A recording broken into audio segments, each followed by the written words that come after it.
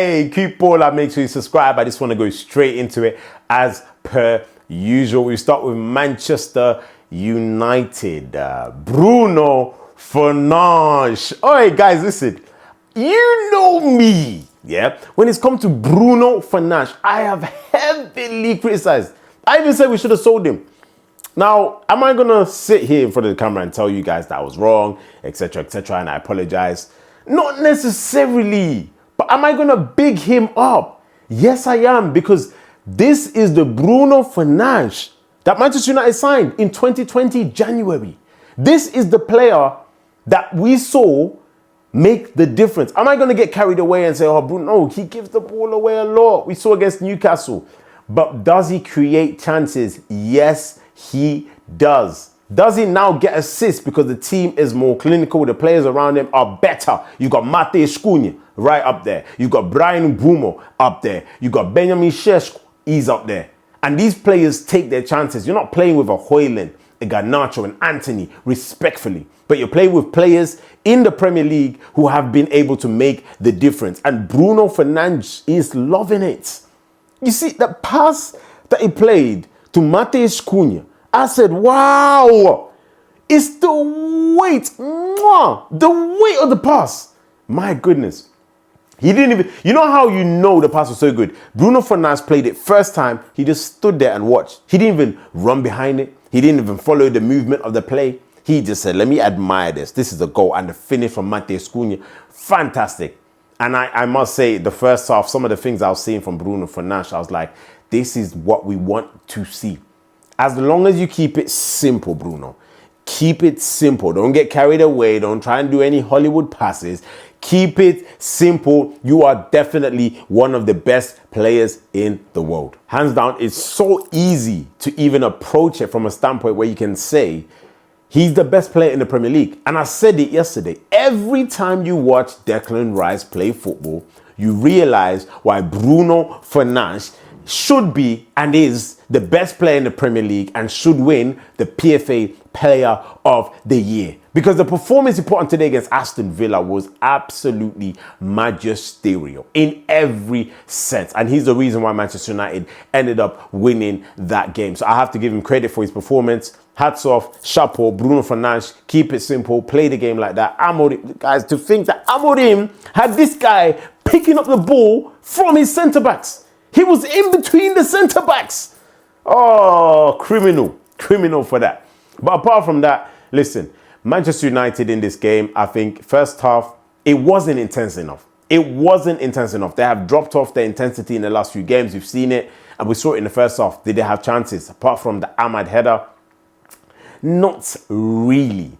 But you could see they could get at Villa's defense. It was just, they were a bit too tentative. They weren't really going for it.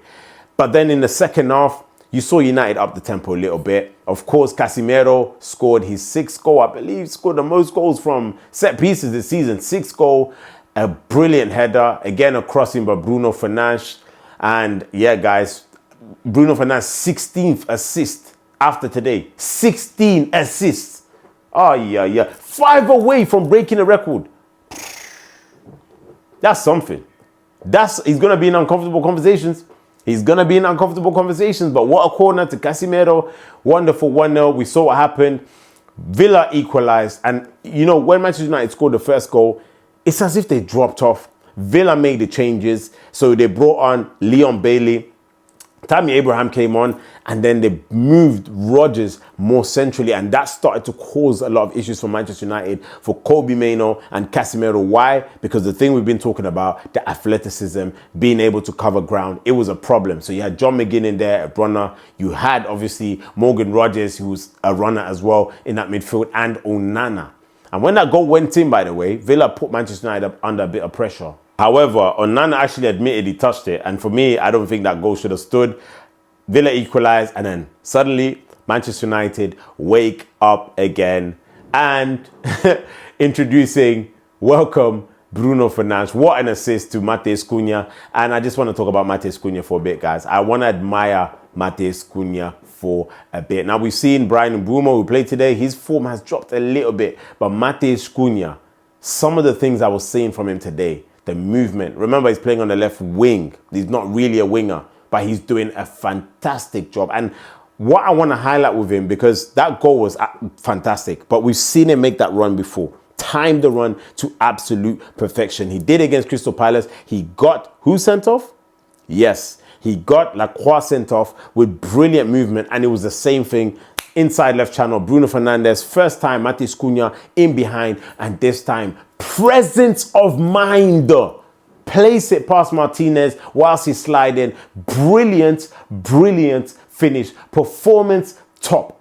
And the reason why I say that is because he played for the team. I even seen it in the last 15, 20 minutes. Tracking back, tackling. People don't give Matheus Cunha enough credit for his defensive work. And that is key to playing in a team that is going to be successful. And you could see people starting to call him Manchester United. Mr. Manchester United. Why? Holds that badge, but he plays for that badge. And it's not just his quality going forward, it's also his work rate coming back. And I had to big him up for that, because I think that was fantastic work from him. Especially today as well. You know, he really, really did a good job. Apart from that, there's nothing too much to highlight in terms of the midfield. Casemiro, again, we give him his plaudits. Deserves it on the performance. I think Kobe Mainoo and Casemiro weren't at their best, but I think they were solid. I think they were solid in possession. Kobe Mainoo kept things ticking over. He was okay. Amad Diallo, I still feel like with Amad, there's a lot he has to work on in his game. I feel like if he can nail the end product, because Amad, he has this ability to just take people out of the game. This ability to dribble past people. His technical level is super high. Him and Joshua Zirkzee, because even Joshua Zirkzee, you had Brian Mbeumo in an interview saying that this guy surprised him because his level of technical ability is something else. We've seen it in training. Joshua Zirkzee just needs a manager who understands how to bring his best qualities into play, how to highlight his best qualities. We saw it at the end of last season before he got injured. The big difference he made to that team, the Amorim team, the link-up play. He's a link-up play. He's a connector. He's not really a 9 because he's not really as clinical. And that's another thing. I just look at him and think, if you can work on your finishing, do you know what kind of player you can be, Joshua Zirkzee? But you've got to have the mentality. I just think Manchester United won't sell him, and Ineos signing, and I think technically he's very, very, very good. And I think you can still get a lot out of a player like him. And Amad Diallo, the same thing. I feel like if he can just, I don't even want to talk about GA too much, but I feel like some of his final third decision making is not always the best. It's just not always the best, and it has a lot of improving to do. Skip. And we got to talk about, yes, Benjamin Sesko. 9 league goals, guys. And look at the goal. The smartness. Being in the box, around the 6-yard box, fighting off 5 Villa defenders. Coming on the pitch, super sub. Carrick was talking to him before he came on. He was telling him something. But Benjamin Sesko, so humble, ever learning, ever present when Manchester United needed him in recent weeks. 9 Premier League goals. With the amount of minutes he's had, you just have to give him the credit. And honestly, he is the kind of striker that you can see becoming an absolute beast for this club. 6'5", absolute powerhouse. And the thing is, he is willing to work. That's what I love about him. And the way Carrick has sheltered him, the way Carrick has protected him, just allowing him to be, just be Benjamin. Don't focus on having to carry the pressure of this club. No, we've got Bruno Fernandes, we've got Matheus Cunha, we've got Brian Mbeumo, we've got players that are going to come and take on that pressure. You are a young striker. You do your thing when you have to, but you have no pressure. And since then, he's been better. Out of all the new strikers that have come in this league for the top teams, I think he's been the best, better than Gyökeres. He's been better than Delap. You can just look at him and say, he's a player. Came on, scored a goal, 3-1, game over. Now he had another opportunity to square it. I think it was to Amad Diallo. He had a chance to score there as well. I still have questions on his 1v1 ability. However, when it's instinctive in the box, or he has to strike the ball first time, or he doesn't have too much time to think about it, he can score a catalogue of goals. What a player. And I give it to him. I think overall, Manchester United did deserve the victory. against Aston Villa. I thought they were going to win against Aston Villa. I thought they were the better team overall. And to just speak about it in a way where, and just to give credit to Michael Carrick, I think he was 11 points off Unai Emery when he got the job, and now he's 3 points clear of him. Of course, we know what happened with Chelsea. They lost, so there's 6 points from them. Liverpool weren't able to win, and that's 5 points, I believe, from Liverpool. So I think Carrick is getting closer. We have to give him credit, the amount of games he's won. Lost at Newcastle. People had questions written all over Michael Carrick. Is Michael Carrick going to respond with a win? Big game against Aston Villa, responds with a win. I told you, Manchester United are not a two-game-a-week team. However, in this rich vein of form that Carrick has brought them in, we can't fault it. We cannot fault it. I think Champions League football will be there next season. Third place, they definitely deserve it based off merit, based off the football. Manchester United are probably the most exciting team to watch in the Premier League, if we're being honest, at this moment in time. And they carry on. Another 3 goals, another victory against Aston Villa. Unai Emery's team, underwhelming a bit. I just feel like they weren't really going to punch and do too much to us. Lamens didn't really have too much to do today either. It was just a routine win. Let's be honest, it's a routine win. United are better than Villa this season. They've been better than Liverpool. They've been better than Chelsea. So they do deserve to be above them. I believe City's 61 points. Man United are on 54. So that's only 7 from second place. Not too bad if you ask me. Let's talk about Liverpool and Tottenham. So I saw most of the first half. I think in that game, and at that point in the game, Liverpool had the ascendancy. Of course, there's question marks over whether McAllister had been fouled, I think it was by Gray. That didn't matter. Szoboszlai with a free kick. But goalkeeper, you have to save that free kick. There's no way, because I understand Szoboszlai scores free kicks, etc. There's a little gap in the wall, but for me, Vicario, how are you not saving that ball? The ball's literally so central. I think it's a howler. I think he's actually got to save that free kick. I'm not complaining too much because the game ended up in a draw, and I think that favoured Manchester United. However, I don't think he should have scored that free kick. Again, Ekitike, who didn't start the game, came on off the bench, didn't have the impact again in another game against the Big Six. He did score against Tottenham last time, although I did think it was a foul. However, I think Liverpool, without Ekitike up front, no punch. Gakpo started. I think Gakpo hit the post in the first half as well. McAllister was okay today. Vert again, another link-up player, another connector. Yeah, neither here nor there. Frimpong, the same thing. It was only Ngumoa that I was watching and I was thinking, when Ngumoa's on the ball, something's going to happen. The young player has a lot of ability, a lot of talent, and you can see he's fearless. But again, the final third, just that quality that Liverpool are lacking. Mo Salah came on, but Mo Salah's lost a bit of pace. It seems as if he doesn't even have the pace he had last year. That being said, I felt like the game was 1-0, but it didn't really deserve to be too much more than that. Tottenham still created chances. And Richarlison, who was getting booed, ended up being the one on all of those chances and probably should have taken more of his chances. But it didn't matter because the long ball, not dealt with properly by Robertson. Second ball, not won by Van Dijk. Kolo Muani's there, passes it on the plate. Richarlison. Thank you, son. Now, honestly, I didn't want Liverpool to win, but I think a draw is vital for Tottenham. Vital. Because Tottenham do not want to get relegated. And Richarlison has been in a relegation battle not once, not twice, but now 3 times. Watford, Everton, and now he's doing it at Tottenham.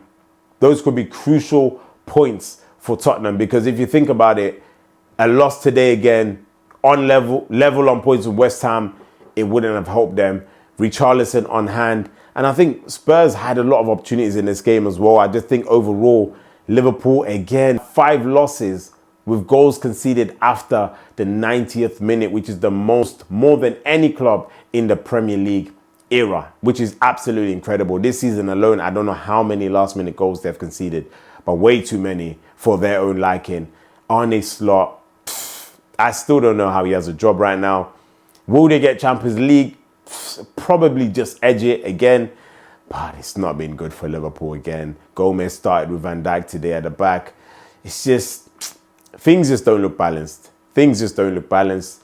But it's neither here nor there. I'm not complaining. 1-1, that's the result. And yeah, top of the league is just looking like, since Man City drew, Arsenal are going to win it. But people don't want to talk about the dark arts of Arsenal. Will they matter if Arsenal win the league? They won't. What Gabriel keeps doing, running with opponents and then jumping into them. What we're seeing yesterday, which is what I want to point out again, another refereeing decision. I have a question. Is it more blatant that you want a team to win a league than what we're seeing with our own eyes? Because am I not? You guys, you let me know if I'm wrong. You guys, let me know if I'm wrong. Saliba goes up with Beto, yeah? I think Beto gets to the ball before Saliba. So there was question marks there. But then Saliba puts his arms around Beto as Beto's running and has a chance to get to the ball. He's literally hugging him, falls down. The referee, nor the VAR, even look at it. I'm confused. I'm thinking, and David Moyes is on the touchline pointing to the fourth official. Is that not a foul? And if it's a foul, it's a red card. This is first half. It's 0-0. Everton pretty much for 80% of that game matched Arsenal in every single way you can talk about matching them. They matched them. That's questionable for me. And this is what I'm talking about in the Premier League. It's like the decisions that have gone for Arsenal, I've made videos about it. It's just incredible. It's absolutely incredible. I'm looking at it thinking, this is too much. That would have changed the game. That result would have been different. But the Premier League have basically crowned the champions, which is Arsenal. You know, but having looked at it, I do believe that they are the most consistent team and they are top for a reason, albeit not playing great football, albeit not being a great advertisement for the Premier League. I don't think Arteta cares about that, you know, but that's just how we have to see it. It's the end of the Premier League weekend. Kupola, make sure you subscribe and comment, share, and do what you have to do. I'll see you soon.